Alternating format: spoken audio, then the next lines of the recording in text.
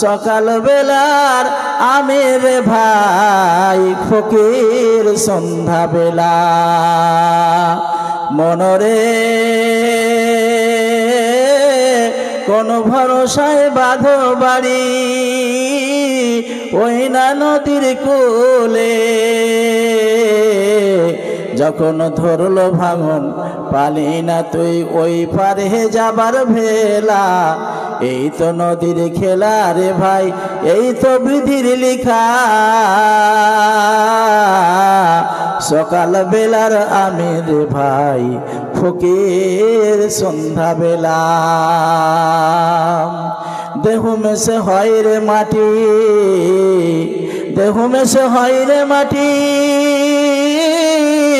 মাটিতে হয় দেহ যেই কুমারে গড়ল দেহ তার খোঁজ লিলি না কেহ দেহ মেশে হয় রে মাটি মাটিতে হয় দেহ যেই কুমারে গড়ল দেহ তার খোঁজ নিলি না কেহ রাতে রাজা থাকে নাটমহলে রাতে রাজা থাকে নাটমহলে দিনে ভিক্ষা মাগে পথে চলে আবার কবরস্থানে গিয়ে দেখি সবই মাটির ঢেলা এই তো বিধির লেখা রে ভাই এই তো বিধির লেখা যখন ধরলো ভাঙন পালি না তুই ওই পারে যাবার ভেলা যখন ধরলো ভাঙন পালি না তুই ওই পারে যাবার ভেলা এই তো বিধির লেখা রে ভাই এই তো বিধির লেখা সকাল বেলার আমি রে ভাই ফকির সন্ধ্যা বেলা শ্রদ্ধেয় সম্মানিত সুযোগ্য আজকের সভার সভাপতিদ্বয় মঞ্চে উপবিষ্ট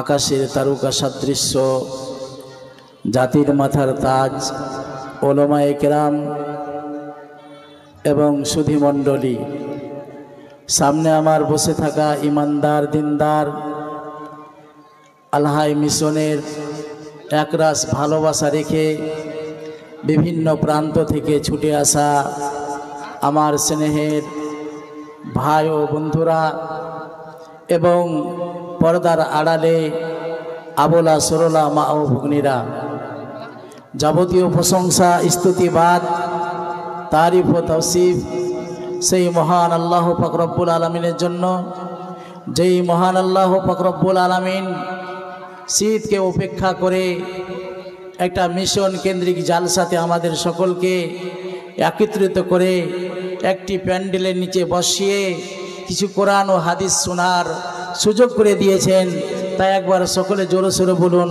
আলহামদুলিল্লাহ। আওয়াজ পাওয়া গেল না, মনে হচ্ছে যে আলহামদুলিল্লাহ তো পয়সা চাইব মনে হচ্ছে নাকি।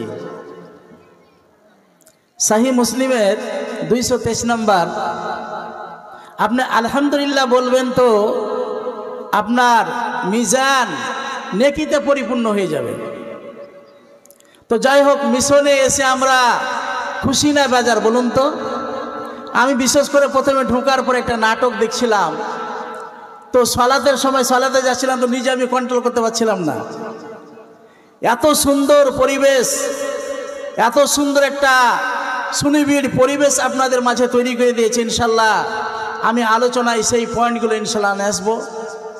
কোরআন এবং সুন্নাহর আলোকে আমি আমার আলোচনা সাজিয়ে তোলার চেষ্টা করব। ওমা তাওফিক ইল্লা বিল্লাহ। তাহলে বিশেষ করে আমরা একবার জোরে সোরে বলবো, আর রাস্তাতে ভিড় কিন্তু করবেন না। আমার কিন্তু একটু হাই প্রেশার আছে, রাস্তাতে ভিড় করলে কিন্তু বা যদি গ্যাঞ্জাম করে আমার মানে অন্যরকম হয়ে যাবে বিষয়টা। কেন একদম টোটাল ভিড় করবেন না। এই যে জালসা দেখছি মেলা, এইদিকে মেলা দেখে তো আমার মাথা খারাপ হয়ে আছে। আমার বিশেষ করে মালদাতে, এমনকি আমার মাদ্রাসা ফালাহুল মুসলিমিনে জালসা হয়েছে আপনার নভেম্বরের 18 তারিখ।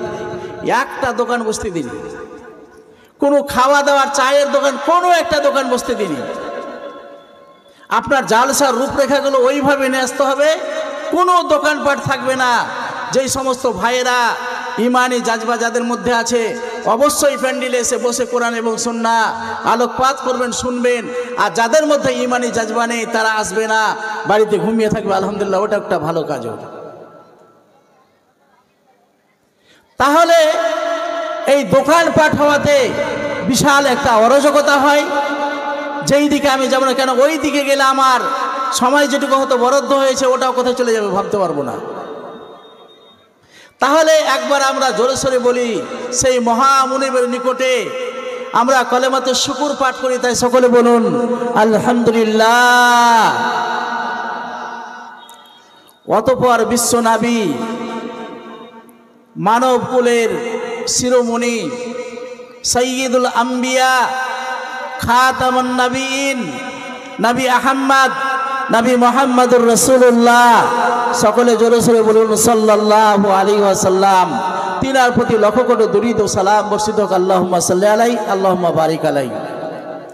আমি যে আয়াতগুলি পাঠ করেছি সূরাতুল আনআম থেকে, ভূমিকা লম্বা না করে সরাসরি আমি আয়াতগুলোকে কেন্দ্রে বিন্দুরে রেখে আমার বিষয়ের দিকে আমি সুনবীর হব, সেই বিষয়ের দিকে আমি ইনশাল্লাহ এগিয়ে যাব। তাহলে আপনারা একটু গুছিয়ে বসুন এবং ইমানি জাজবা নিয়ে, ইমানি জোশ নিয়ে, ইমানি রাস নিয়ে আপনারা যদি বসেন, ইনশাআল্লাহুর রহমান ইমান আপনার বাড়বে। সাহিহ মুসলিমের 2699 নম্বর হাদিস, প্রিয় নবী মুহাম্মদ সাল্লাল্লাহু আলাইহি সাল্লাম বলছেন, মাজতামা কওমুন ফি বাইতিন মিন বুয়ুতিল্লাহ ইয়াতলুনা কিতাবাল্লাহ ওয়া ইয়াতাদারাসুনা বাইনাহুম ইল্লা নাযালাত আলাইহিমুস সাকিনা ওয়া গাশিয়াতহুমুর রাহমা ওয়া হাফাতহুমুল মালায়েকা ওয়া যাকারাহুমুল্লাহু ফিমান ইনদা। প্রিয় শ্রোতা মণ্ডলী, আপনার নাম, আমার নাম আল্লাহ তাবারক ওয়া তাআলা আরশে আজিমের পাশে উচ্চারণ হচ্ছে। আপনার বাবার নাম, আপনার বংশের নাম, যাকারাহুমুল্লাহু ফিমান ইনদা, আল্লাহ সুবহানাহু ওয়া তাআলার নিকটে আপনার নাম, আমার নাম উচ্চারণ হচ্ছে। এর চেয়ে বড় সৌভাগ্য কেউ আছে কি আর? আরশে আজিমে, সেইখানে আল্লাহ তাবারক ওয়া তাআলার নিকটে আমাদের নামগুলো উচ্চারণ হচ্ছে, আমাদের বংশের নাম উচ্চারণ হচ্ছে। এর চেয়ে বড় কথা নেই। তাহলে আমরা সবাই প্যান্ডেলে আসবো কেন? সহিহুল বুখারীর 6408 নম্বর হাদিস, প্রিয় নবী মুহাম্মদ সাল্লাল্লাহু আলাইহি সাল্লাম বলছেন, আমার ফেরেশতা মণ্ডলীর ভেতরে এক শ্রেণীর ফেরেশতা আছে যারা এই রকম দ্বীনি মাজলিসগুলোকে অনুসন্ধান করে, দ্বীনি মাজলিসগুলোকে খোঁজ করে বেড়ায় ওরা। আর সেই মাজলিসগুলোতে যারা থাকে তাদের কথা আল্লাহ জিজ্ঞাসা করে, ওরা কি চাইছে, কেন মাজলিসে বসেছে। আল্লাহ তো সবই জানেন, কিন্তু তারপরে জিজ্ঞাসা করছে, আপনি আমি মাজলিসে আসতে পেরেছি মানে সৌভাগ্যবান। আপনার আমার জীবনের যত পাপ রাশি আছে, যত পাপ আছে, সমস্ত পাপ আল্লাহ মোচন করে দিবেন। তাহলে আমরা সকলেই পাপ মোচন করতে চাই। আমরা পাপিষ্ঠ বান্দা, কুল্লু বানি আদম খাত্তা, খায়রুল খাত্তাইনা তাওয়াবুন। আদমের সন্তান সন্ততি, আমরা পাপ ফেলতে গেলে পাপ করি, আমাদের পাপ ছাড়া কোনো গতি নেই।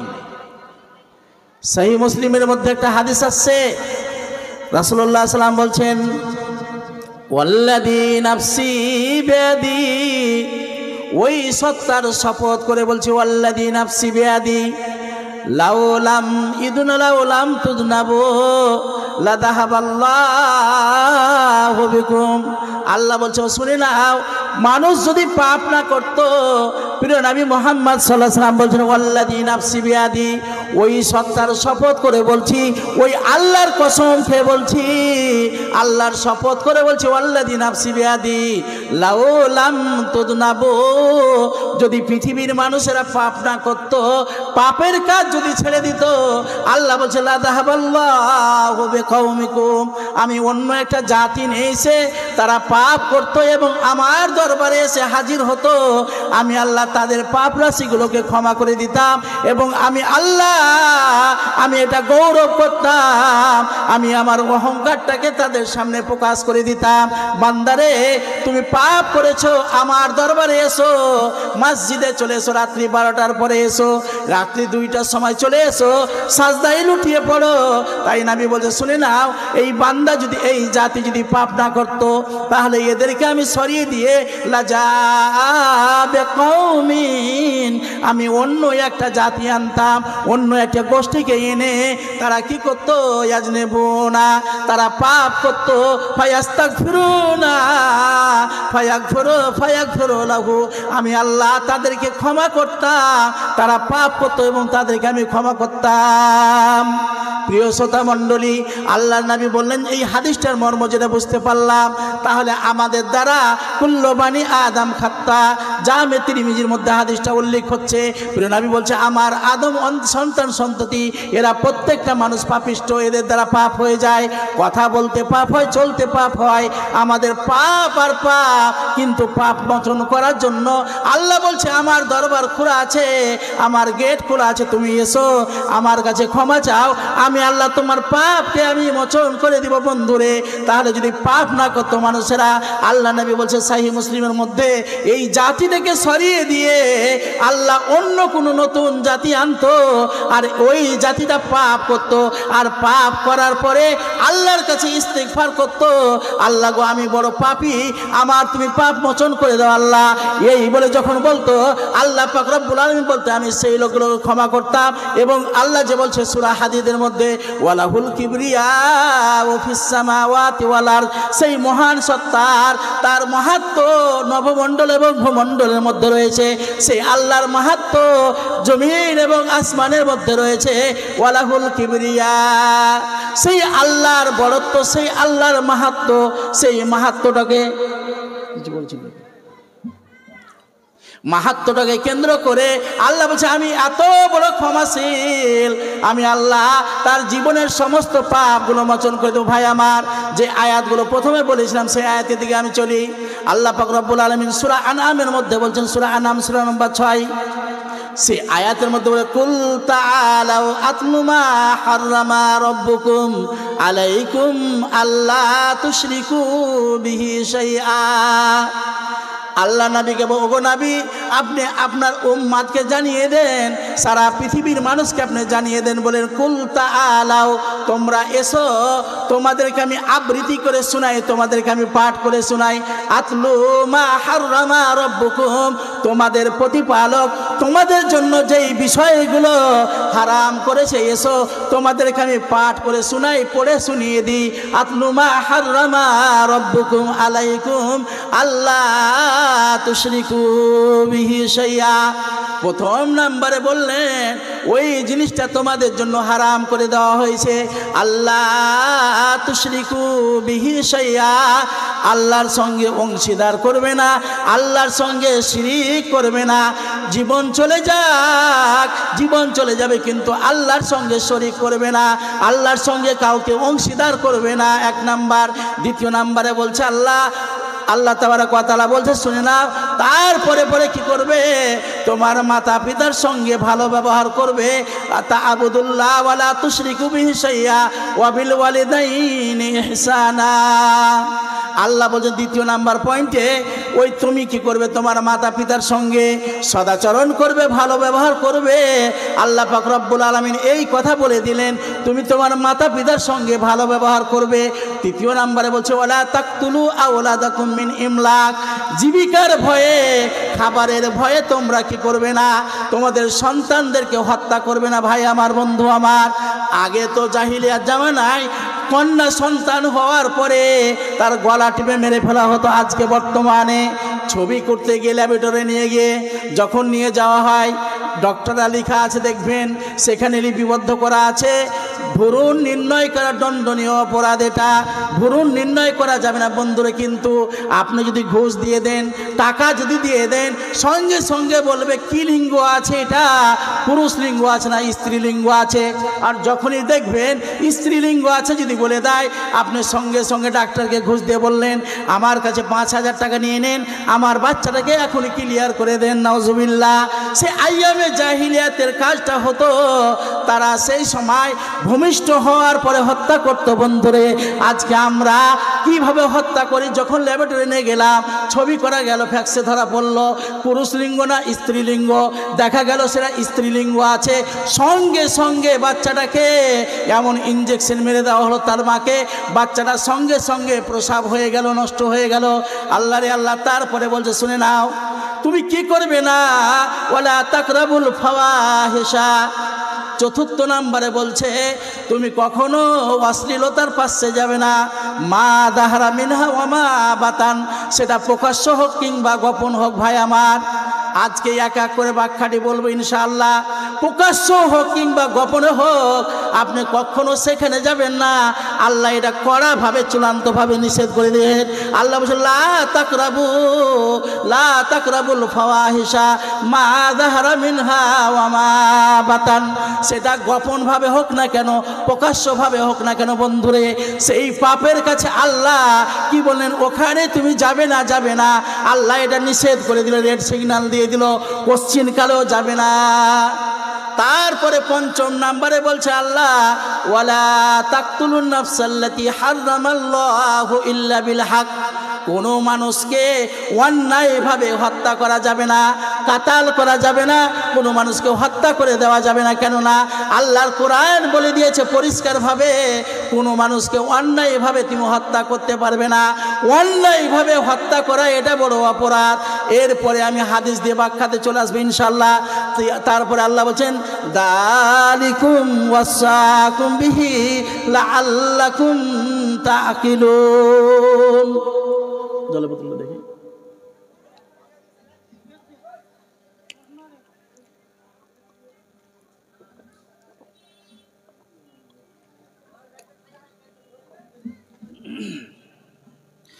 আল্লাহ তাবারাক ওয়া তাআলা বলছেন যালিকুম ওয়াসাকুম বিহি লাআল্লাকুম তাকিলুন। এটা এই জন্য তোমাদের উপদেশ দেওয়া হয়েছে, এই জন্য এটা আদেশ করা হয়েছে যেন তোমরা উপধাবন করো, যেন তোমরা বুঝার চেষ্টা করো, যেন তোমরা বিবেক করো ভাইজান। তাহলে এখানে আল্লাহ তাবারাক ওয়া তাআলা মহান বড় বড় বড় বড় 5টি পাপের কথা আল্লাহ উল্লেখ করলেন। প্রথম নাম্বার যেই পাপের কথাটা বলল, সেই পাপটা হলো আল্লাহর সঙ্গে শিরিক করা যাবে না। হযরতে আবু বকর রাদিয়াল্লাহু তাআলা হতে বর্ণিত, ওয়া আন আবি বকর রাদিয়াল্লাহু তাআলা قال رسول الله صلى الله عليه وسلم আলা উনাব্বিউকুম বিআকবারিল কাবায়ের। সাহাবা একরাম বসে আছেন, হাদিসের ভাষ্যকার হলেন আবু বকর রাদিয়াল্লাহু তাআলা আন। উনি বলছেন প্রিয় নবী মুহাম্মদ সাল্লাল্লাহু আলাইহি সাল্লাম আমাদের মাঝে এসে বললেন আলা নুআব্বিউকুম বিআকবারিল কাবায়ের। ও আমার সঙ্গী সাথী, তোমাদেরকে আমি সবচেয়ে বড় বড় পাপের কথা বলে দিব না? যেই পাপটা সবচেয়ে বড় পাপ, সবচেয়ে জঘন্য পাপ, ওই পাপের কথা কি বলে দিব না? সাহাবা একরাম বলেন ক্বালু বালা ইয়া রাসূলুল্লাহ, আল্লাহর নবী আপনি অবশ্যই বলুন সেই পাপটা কি, সেই বড় বড় পাপগুলো কোনটা পাপ? নবী বললেন ক্বালা ইশরাকু বিল্লাহ। প্রথম নম্বরে বললেন কাবিরা গুনার মধ্যে সবচেয়ে বড় পাপের মধ্যে বন্ধুরে সেই পাপটা হলো কি? ক্বালা ইশরাকু বিল্লাহ, আল্লাহর সঙ্গে শিরিক করা, আল্লাহর সঙ্গে অংশীদার করা। দ্বিতীয় নম্বরে বলা হলো ওয়া কাওলাজ জুরে ওয়া শাহাদাতাজ জুর। বন্ধু আমার, তাহলে প্রথম যেই পাপটার কথা বললো, প্রথম নাম্বারে যেই পাপটা আসলো সেটা হলো শিরিকের পাপ। শিরিকের পাপ আল্লাহ কখনো মোচন করে দিবেন না। কেননা আল্লাহর নবী বলছে শুনে না, ওই ব্যক্তি যদি মাতা ওয়া হুয়া ইশরিক, যদি লোকটা মরে যায়, শিরিক অবস্থায় মারা যায়, সেই লোকটা দেখালান না জাহান্নামে যাবেই যাবে, ওর কোনো বাঁচার উপায় থাকবে না। কিন্তু বন্ধুরে জীবদ্দশায় যদি শিরিক করে নেওয়ার পরে তওবা করে নাই, ইস্তিগফার করে নাই, আল্লাহ নবী বলছে অবশ্যই অবশ্যই সেই লোকটার পাপ মোচন হয়ে যাবে। কিন্তু বিশেষ করে আজকে দেখছেন শিরকের আন্ডা, যতগুলো মাজার দেখছেন, যতগুলো কাবর দেখছেন, বাপার মাজার, এটা কার? এটা মঈনুদ্দিন চিশতির মাজার, নাউজুবিল্লাহ মিন হাদা। যেই লোকগুলো বন্ধু যার কপালটাকে নিয়ে গিয়ে মাজারে ঠেকালো, মাজারে পাজারে দিয়ে দিয়ে দিল, আল্লাহ নবী বলছে শুনে না, ওই লোকটা শিরিক করলো, আল্লাহর সঙ্গে অংশীদার অন্য কাউকে বানিয়ে দিয়েছে। যেই লোকটা মরে গেছে, অন্য হাদিসের মধ্যে নবী বলছেন যখন মানুষ মরে যায়, আল মাইয়াতু কাল গারিক, মানুষটা মরে গেছে মানে ও নিজে হাবুডুবু খাচ্ছে, নাউজুবিল্লাহ মিন হাজা। যেই লোকটা মরে গিয়েছে, আবার ওর কাছে গিয়ে কবরস্থানে গিয়ে ওর কাছে আমরা টাকা চাইলাম, ওর কাছে আমরা ছেলে মেয়ে চাইলাম। বন্ধুরে কত বড় লজ্জাজনক ব্যাপার। ওই লোকটাকে নবী বলছেন আল মাইয়াতু কাল গারিক। যেই লোকটা মরে গেছে ও ডুবান্ত মানুষের মতো বন্ধুরে, পাশে নদী আছে দেখতে পাচ্ছেন, এবারে না কোনো বাচ্চা ছেলে যখন ডুবে যায় কেমন হাবুডুবু খায়, বড় মানুষ যদি ডুবে যায় হাবুডুবু খাচ্ছে, ওরকম প্রিয় নবী বলছেন আল মাইয়াতু কাল গারিক। মানুষটা মরে গেছে মানে ও ডুবান্ত অবস্থায় আছে, ওর কি হচ্ছে না হচ্ছে ও নিজে তোই ব্যস্ত আছে। কিন্তু বন্ধু ওর কাছে আমরা গিয়ে কি করলাম? মুরগা নিয়ে গেলাম, খাসি নিয়ে গেলাম, তার কাছে বলছি বা ও পীর বাবা আমাকে একটা বাচ্চা দেন, কেননা আমার বাচ্চা হয় না। আল্লাহ বলছে শুনে নাও, লিল্লাহি মা ফিস সামাওয়াতি ওয়াল ইয়াহাবু লিমান ইয়াশা ইনাসা ওয়া ইয়াহাবু লিমান ইয়াশা যুকুরা আও ইউযাব্বিজুহুম যুকুরানা ওয়া ইনাসা। বন্ধুরে নভমণ্ডলী ভূমণ্ডলীর মালিক হলেন আল্লাহ, আসমান জমিনের মালিক হলো আল্লাহ। আল্লাহ যাকে ইচ্ছা আল্লাহ কন্যা সন্তান দান করে, যাকে ইচ্ছা আল্লাহ ছেলে সন্তান দান করে, যাকে ইচ্ছা আল্লাহ ছেলে মেয়ে উভয় দেয়, আর যাকে ইচ্ছা আল্লাহ বন্ধা করে দেয়, কোনো ছেলে মেয়ে হয় না। বন্ধু বলুন তো, পীরের দরগাতে গিয়ে মুরগা জবাই করে দিলাম, খাসি জবাই করে দিলাম, আল্লাহ নবী বলছে শুনে নাও, যারা আল্লাহর নাম ছাড়া অন্য কাউরি নামে যা জবাই করে দিবে ওটা শিরিক হবে, ওটা শিরিক হবে, ওই গুনাহ আল্লাহ মোচন করবে না যতক্ষণ পর্যন্ত। শিরিক থেকে সূরা ফুরকান সূরা নাম্বার 25 সেই সূরার মধ্যে 70 নম্বর আয়াত আল্লাহ বলছেন, যদি ইল্লা মান তাবা ওয়া আমানা ওয়া আমিলা সালিহা, শর্ত হলো একটি বন্ধুরে, ওই লোকটা যদি কি করে, ইল্লা মান তাবা, লোকটা যদি তওবা করে নাই, ইস্তেগফার করে নাই। এতদিন পীরের দরগায় গিয়েছিলাম, মাজারে গিয়েছিলাম, আর মাজারে যাব না। মাজারকে আমি যাব না, কেন না বাংলাদেশে দেখতে পেলেন মাজারগুলোকে গুটিয়ে দেওয়া হলো, ভেঙে দেওয়া হলো, মাজারগুলোকে একবারে ভেঙে চইচুর করে দেওয়া হলো। আর মাজারে যাব না, কেননা মাজারে গেলে পরে শিরিক করা হবে, এই বলে সঙ্গে সঙ্গে তওবা করে, ইল্লা মান তাবা, যদি তওবা করে নাই, ওয়া আমানা ওয়া আমিলা সালিহা, যদি লোকটা তওবা করার পরে নতুনভাবে তাকে ঈমান আনতে হবে। শর্তটা মাথায় রাখবেন, যারা শিরিক করছে বন্ধু তাদেরকে নতুনভাবে কালমায়ে শাহাদাত পড়ে আশহাদু আল্লা ইলাহা ইল্লাল্লাহ ওয়া আশহাদু আন্না মুহাম্মাদান আবদুহু ওয়া রাসূলুহু, এই কালমা পড়ে আবার নতুনভাবে মুসলমান হয়ে তাকে ওখান থেকে ফিরে আসতে হবে, নচিত আর মাফ হবে না। তাহলে শিরিকের পাপটা এত জঘন্য পাপ, যেই পাপের কারণ যদি পাপ করতে করতে যদি মারা যায়, তাহলে ওর জন্য জান্নাত হারাম করে দেওয়া হয়। ইন্নাহু মান ইউশরিক বিল্লাহ ফাকাদ হাররামাল্লাহু আলাইহিল জান্নাহ ওয়া মাওয়াহুন নার ওয়া মা লিয-যালিমিনা মিন আনসার।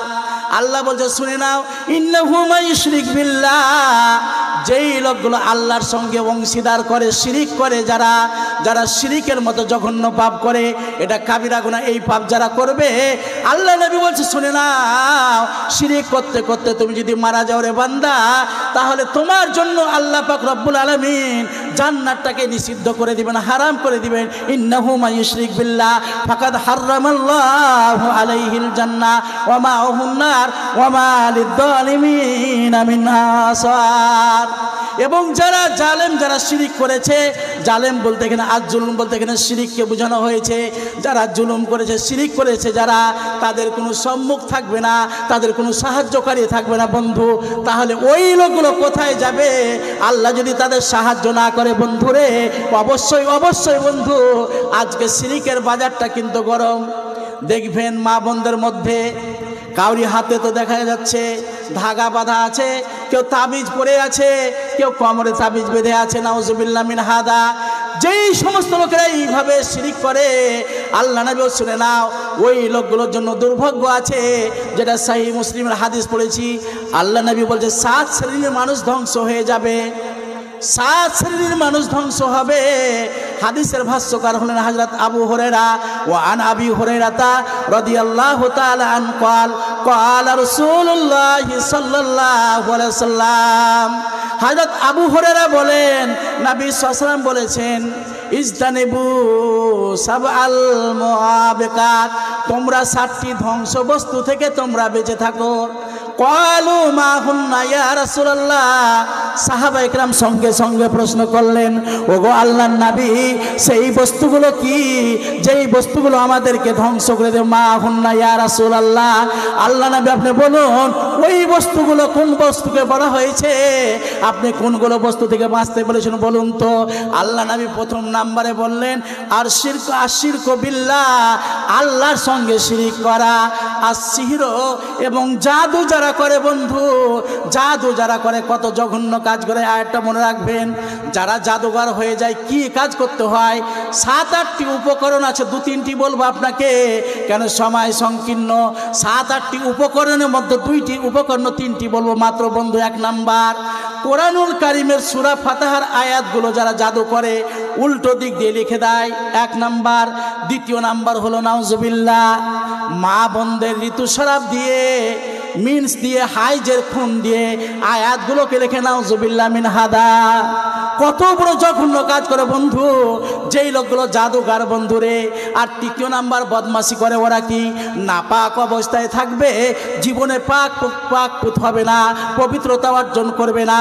7-8টা উপকরণের মধ্যে 3টা বললাম, বলুন তো আয়াত কি উল্টোভাবে ব্যাখ্যা দেওয়া যায়? বলতে পারবেন না। না, কোরআনুল কারীমের আয়াত আল্লাহ যেইভাবে অবতীর্ণ করেছেন সেইভাবে ছাড়া উল্টাভাবে যদি আপনি পড়েন, আল্লাহ নবী বলে শুনে নাও, 1 নাম্বার মহাপাপ হলো ধ্বংসের পাপ হলো শিরিক। 2য় নাম্বার হলো সিহির মানে জাদু করা। যারা জাদুগার দেখবেন ওদের চুলে জট লেগে গিয়েছে, চুলগুলো এত বড় বড় হয়ে গেছে, চুল কাটবে না, পরিষ্কার হবে না, ফরজ গোসল তো বুঝেই না বন্ধুরে। ওই লোকগুলো কি করবে? নোংরা ভাবে আপনার আয়াতগুলোকে পায়ের সঙ্গে লেপে দেবে, এরকম করবে নাউজুবিল্লাহ।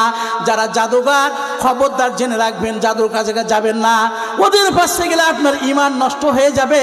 প্রিয় নবী মুহাম্মদ সাল্লাল্লাহু আলাইহি ওয়াসাল্লাম বলছেন, মান আতা আররাফান আও কাহিনান, কোন ব্যক্তি যদি আরাফের কাছে যায়, অতীন্দ্রিয়বাদীর কাছে যায়, কাহিনের কাছে যায় এবং যা বলল সেই কথা যদি বিশ্বাস করে না, ফাকাদ কাফারা বিমা আনজালা আলা মুহাম্মদ, সেই লোকগুলো কি করলো?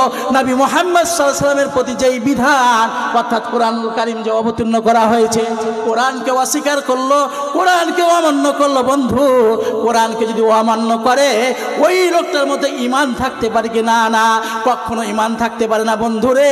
আল্লাহ নবী বললেন শুনে না, যেই লোকগুলো কাহিনের কাছে যায়, অতীন্দ্রিয়বাদীর কাছে যায়, তার ঈমানটা থাকতে পারে না, তার ঈমান নষ্ট হয়ে গেছে, সে কাফের হয়ে গেছে। কেননা আপনি কোনো সময় জাদুঘরের কাছে যাবেন না, আপনার ঈমান নিয়ে টানাটানি হবে।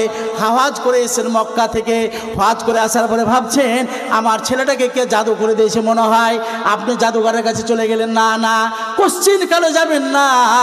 প্রিয় নবী মুহাম্মদ সাল্লাল্লাহু আলাইহি ওয়াসাল্লামকে জাদু করা হয়েছিল, লাবিদ বলে লোকটার নাম, সে জাদু করেছিল বন্ধুরে। 11টা গিরা বেঁধে এবং কিছু মাথার চুল নিয়ে, কিছু বেলেট নিয়ে, নোংরা জিনিসগুলো নিয়ে একটা কূপের মধ্যে ডুবিয়ে রেখেছিল। আল্লাহ নবী সাল্লাল্লাহু আলাইহি ওয়াসাল্লামকে এটা ট্রিটমেন্ট করেছিলেন ফেরেশতা মণ্ডলী এসে। নবী দিনের দিন শরীর শুকিয়ে যাচ্ছে, শরীরটা শুকিয়ে গেল, কি হলো, কেন, কি ব্যাপারটা বোঝা যায় না, কারণটা বুঝতে পারা যায় না। এই করে ফেরেশতা মণ্ডলী বলল শুনে নাও, ওই ব্যক্তি অমুক ব্যক্তি নবী সাল্লাল্লাহু আলাইহি ওয়াসাল্লামের প্রতি জাদু করেছে। যেই সূরা দুটোকে আমরা মুআব্বিজাতান বলে জানি তাফসীরের মধ্যে, সূরা নাস এবং সূরা ফালাক, 11টা আয়াত আছে বন্ধু। আপনার যদি কোনো ছেলেকে ওরকম জাদু করে দেওয়ার মতো লাগে, আপনি এই কোরআনুল কারীম খুলে নেওয়ার পরে আলেম ওলামার কাছে, ভালো আলেমের কাছে নিয়ে যাবেন। এই সূরাটি পড়ে যখন ফুঁক দিয়ে দিবে, অবশ্যই দেখবেন সেই ছেলেটি কিন্তু ভালো হয়ে যাবে ইনশাআল্লাহ। আর আপনি ভুল করে কিন্তু ওই নালায়েকের কাছে, ওই জাদুঘরের কাছে যাবেন না। 3য় নাম্বারে আল্লাহর নামে বলে শুনে নাও, তোমার ধ্বংসের জন্য কি আরেকটা পাপ? ও আকলুর রেবা বন্ধুরে, আজকে তো বলতে হবে না, আমার মালদা জেলাতে সুদের অভাব নাই। আকলুর রেবা, যারা সুদ খায় বন্ধু, সুদ খোরের জন্য ধ্বংস হবে। আল্লাহ তাবারক ওয়া তাআলা বলছেন ইয়ামহাকুল্লাহুর রিবা ওয়া ইউরবিস সাদাকা। আল্লাহ পাক রব্বুল আলামিন সাদাকাকে বাড়িয়ে দিবেন, সদকা করবেন, মাদ্রাসাতে দিবেন, আল হাই মিশনে দান করবেন, এটা আল্লাহ বৃদ্ধি করে দিবেন, বাড়িয়ে দিবেন। কিন্তু আপনি যদি সুদের টাকা নিয়ে নেন, ঘুষের টাকা নেন বন্ধুরে, প্রিয় নবী বলছেন ওই লোকগুলোর প্রতি আল্লাহর অভিশাপ রয়েছে। লাআনা রাসূলুল্লাহ সাল্লাল্লাহু আলাইহি ওয়াসাল্লাম, আল্লাহ নবী তাদের প্রতি লানত করেছে, তাদের প্রতি অভিশাপ করেছে। ওই লোকগুলো যারা আকিলুর রিবা, যারা সুদ খায়, যারা সুদে খায় ওয়া মুআকিলাহু, এবং যারা সুদ খায় এবং সুদ যারা লেনদেন করে, ওয়া শাহিদাইহি, এবং যারা সাক্ষী থাকে, ওয়া কাতিবাহু, যারা লিপিবদ্ধ করে, চারটা কলা নবী বললেন ওয়া হুম সাওয়াউন, ওই লোকগুলো সবাই পাপের ব্যাপারে একই সমান পাপ বন্ধুরে। সুদের এত বড় নোংরা বন্ধু, একটা টাকা যদি আপনি জেনে শুনে সুদ খান, কথাটা ভালো করে মনে রাখবেন, নাউজুবিল্লাহ।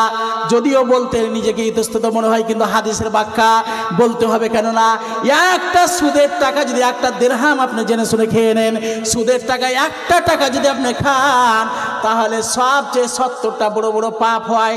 তার মধ্যে নিম্নতম পাপ হলো, তার মধ্যে ছোট পাপ হলো আপনার মায়ের সঙ্গে আপনি বিবাহ করলেন, নাউজুবিল্লাহ মিন হাদা।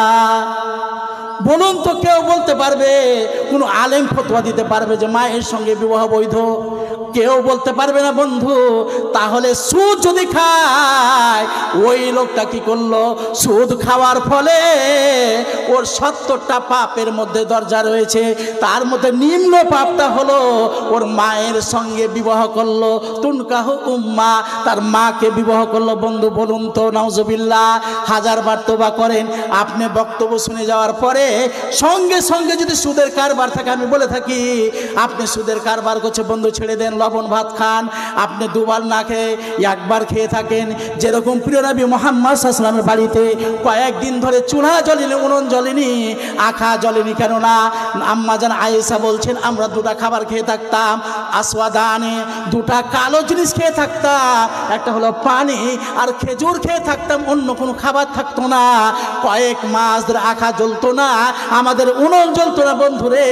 বলুন তো, সেই লোকটা বিশ্বনবী মুহাম্মদ রাসূলুল্লাহ সাল্লাল্লাহু আলাইহি ওয়াসাল্লাম আমাদের ভবিষ্যতের জন্য, আমরা যেন জান্নাত লাভ করতে পারি, এই জন্য প্রত্যেকটি বিধানকে এক এক করে খুঁড়ে খুঁড়ে বর্ণনা করে দিয়েছে। অত ভাইজান, আপনি জেনে রাখুন, সুদের টাকা কখনো নেবেন না, সুদ খাবেন না।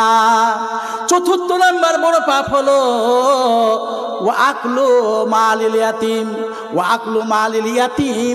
বন্ধুরে, ইয়াতিমের মাল যদি আপনি ভক্ষণ করে নেন, ইয়াতিমের মাল যদি আপনি খান, জেনে নেন আপনার রুহটা যতক্ষণ চলছে, আপনার আত্মা যতক্ষণ আছে, ততক্ষণ আপনি মানুষ হিসাবে আছে। আর মরে যাওয়ার পরে যখন বুকের উপরে 3 খাবল মাটি পড়ে যাবে, তার সঙ্গে সঙ্গে বন্ধু ওই দিকে আযাব চালু হয়ে যাবে। আপনি কিন্তু ইয়াতিমের মাল খালেন।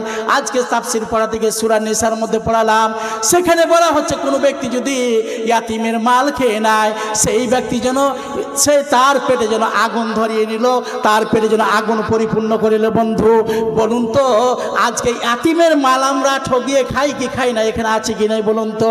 অবশ্যই অবশ্যই আমরা ইয়াতিমের মাল দিই না, মালের পিছনে আমরা পাগল হয়ে যাই, মালের পিছনে আমরা পাগল। বন্ধুরে, আপনার মাল চিরস্থায়ী মাল নয়। নবীজি বলে, শুনে নাও, সকালে তোমার মাল আছে, সন্ধ্যায় তোমার মাল নাও থাকতে পারে, তুমি ফকির হয়ে যেতে পারো, তুমি নিঃস্ব হয়ে যেতে পারো। অতএব তুমি মাল নিয়ে গৌরব করো না। ও বন্ধু, আজকে যারা মালকে নিয়ে গৌরব করে, জেনে রাখুন, শুনে রাখুন, আপনার এই মালটা হলো হাতের মোল।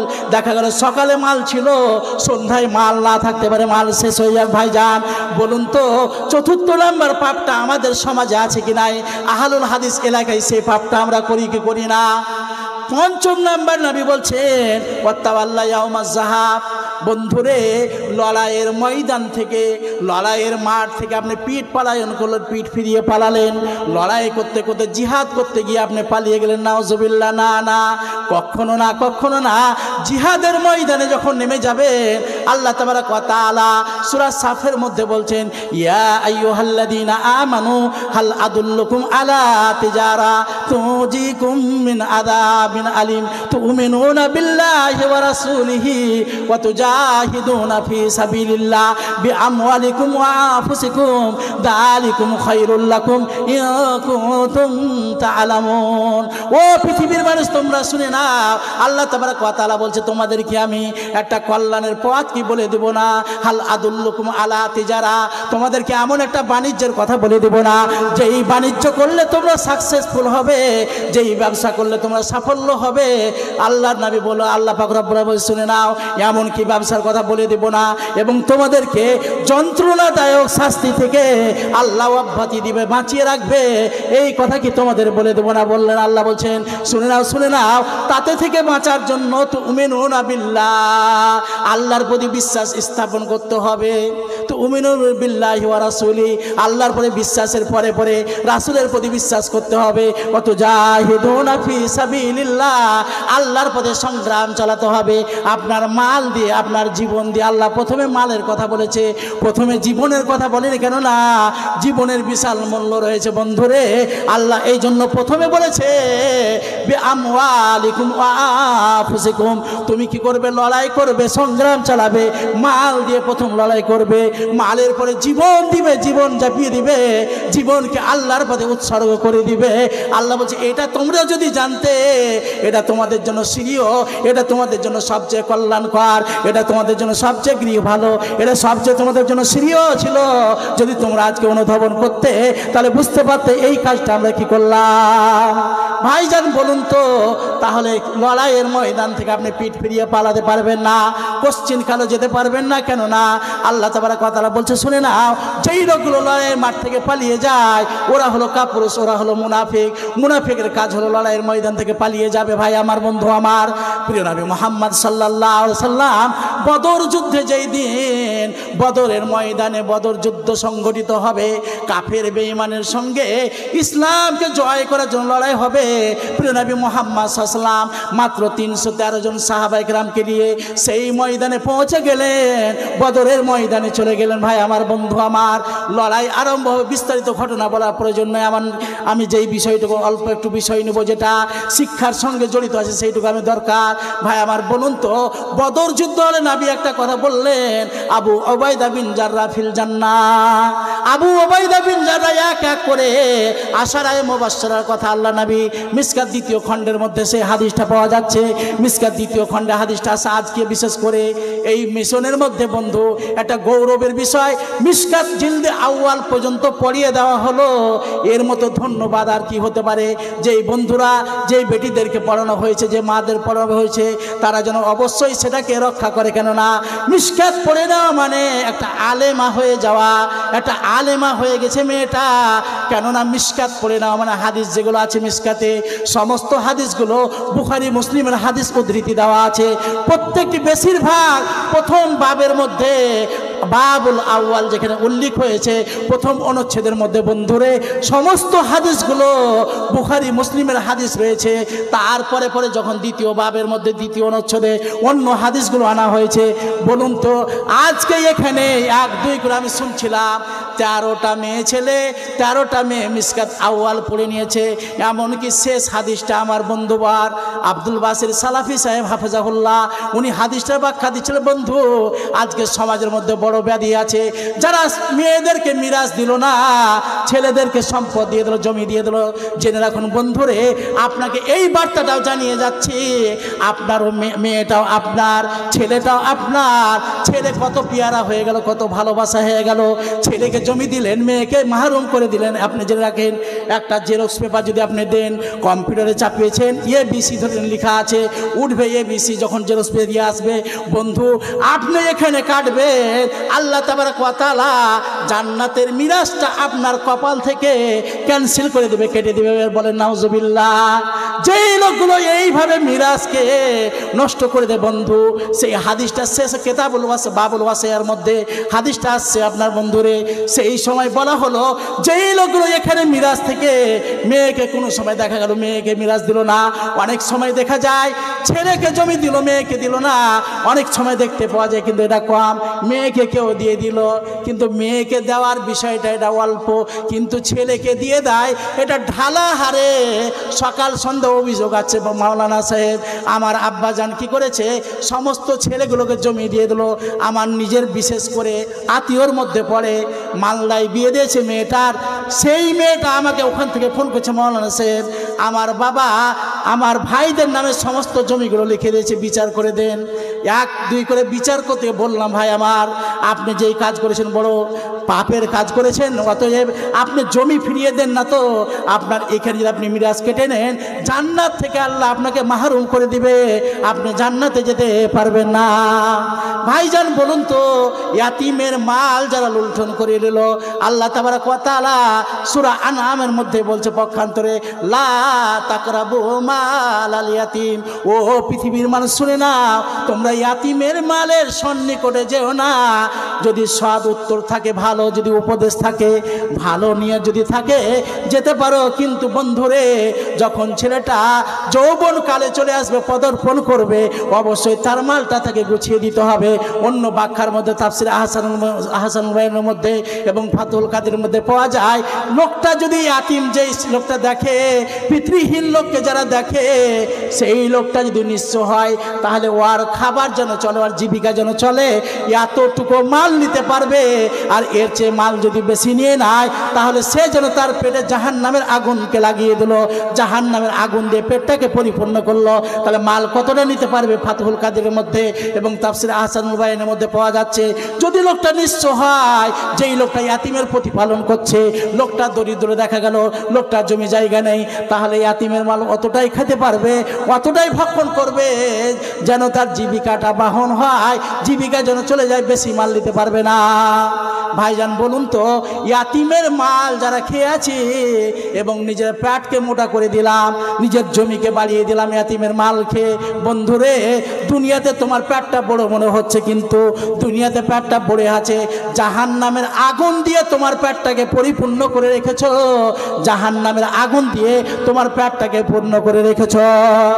ভাই আমার, বন্ধু আমার, আয়াতে কারিমা এবং হাদিস দেয়, হাদিস দিয়ে যেটা প্রমাণ হয়, যদি আপনি ইয়াতিমের মাল খেয়ে নিলেন, মাতা পিতা যদি সম্মান না করে, বন্ধু আজকে বড় দুঃখের বিষয়।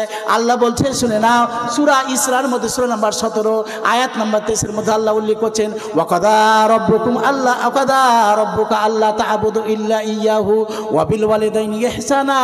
বন্ধুরে আল্লাহ পাক রব্বুল আলামিন মাতা পিতার আল্লাহ হচ্ছে ইলাহে কুবরা আর মাতা পিতা হচ্ছে ইলাহে সুগরা। তাফসীরের কথা বলছি, এটা আপনাকে হাদিস দিয়ে নয়, তাফসীরের মধ্যে বলা হয়েছে আল্লাহ হলেন ইলাহে কুবরা আর মাতা পিতা হলো ইলাহে সুগরা। আপনি যদি ইলাহে সুগরার সঙ্গে কোনো খারাপ ব্যবহার করেন, কোনো খারাপ আচরণ করেন, ইলাহে কুবরা আপনার প্রতি খারাপ আচরণ করবে।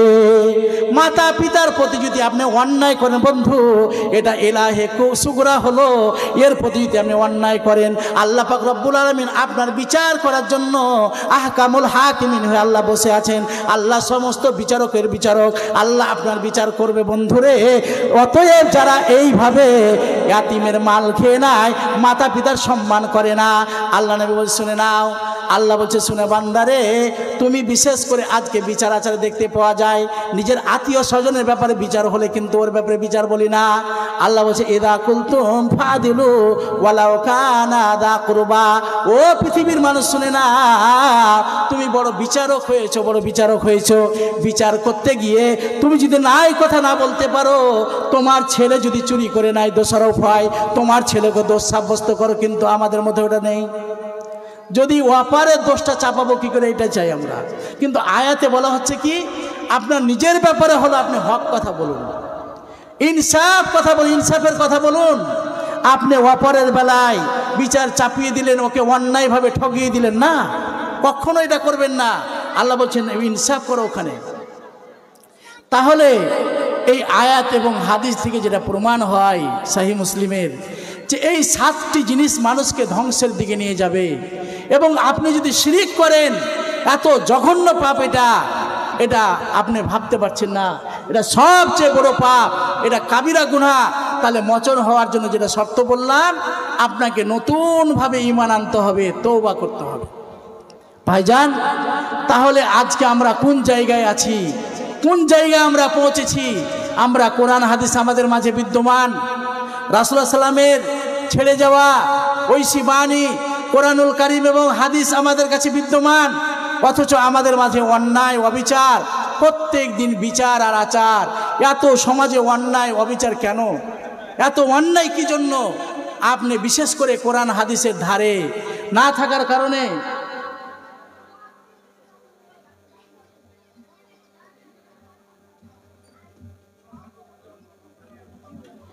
তাহলে সময়ের দিকে আমরা বিশেষ করে এই সময় দেখা যায় যে মানুষ এমন একটা অন্যায় জায়গায় চলে যায়, পাপের জায়গায় চলে যায়, ভাবা যায় না। বন্ধু, আমি বিশেষ করে সময় যেহেতু সংকীর্ণ, কখন কখন টাইমটা কেটে গেছে আমি নিজেও বুঝতে পারিনি।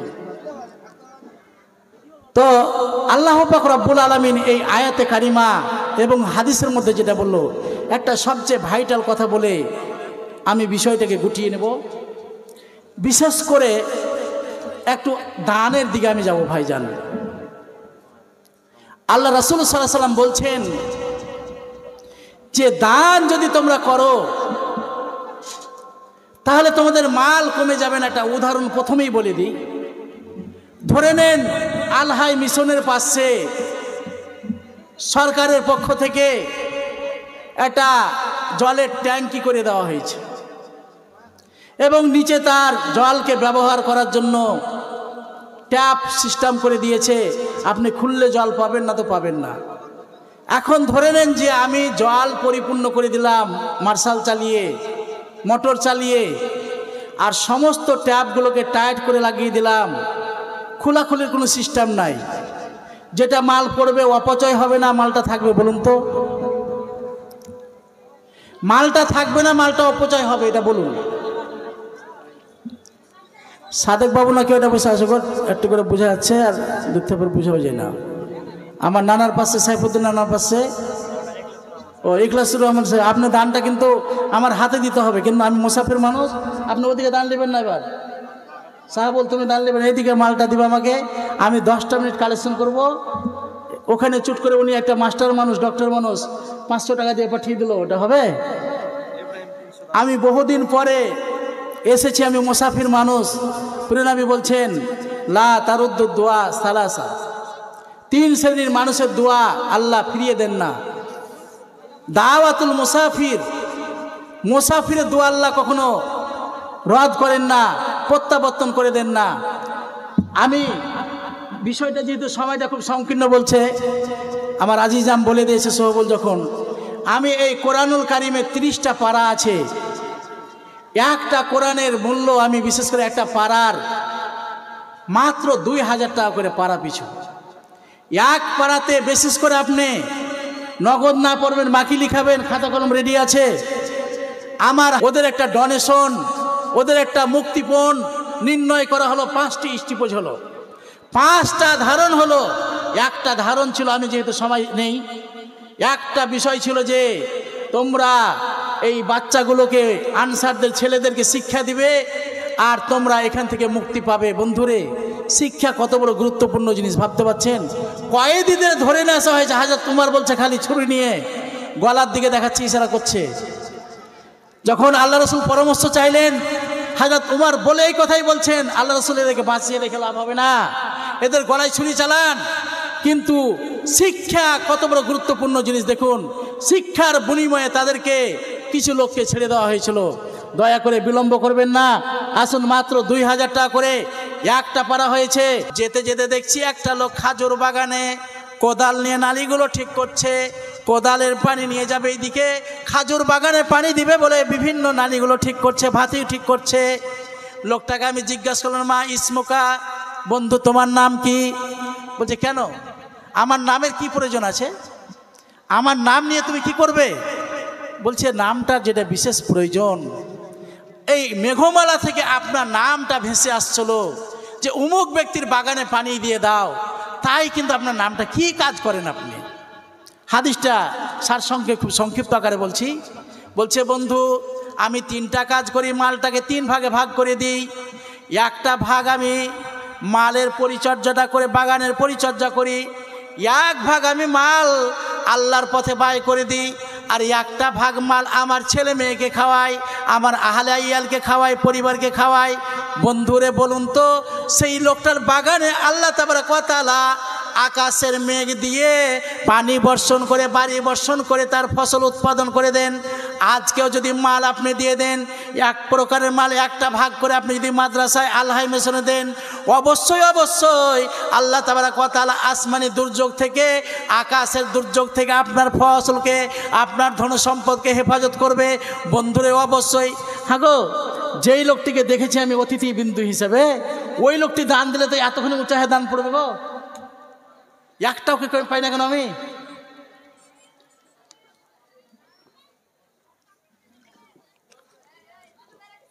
যে কোন আমল